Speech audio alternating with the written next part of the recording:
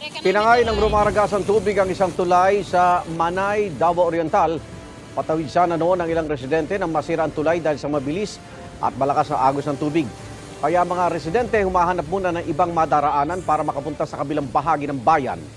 Tumaas ang tubig sa ilog dahil sa pagbaha sa lugar. Walang naiulat na nasaktan sa insidente. Nakaranas din ang pagbaha sa iba't ibang bahagi ng Davao City. Sa barangay Mintal, tumirik ang ilang sasakyan. Pinasok naman ng tubig ang ilang bahay at gusali, kabilang isang halfway house para sa mga pasyente sa iba't ibang bahagi ng Mindanao. Kulay putik ang baha sa iba pang bahagi ng lungsod, kaya namumblema ang ilang residente tulad ni Yus Cooper Aiza Araneta dahil pahirapan na naman daw ang paglilinis.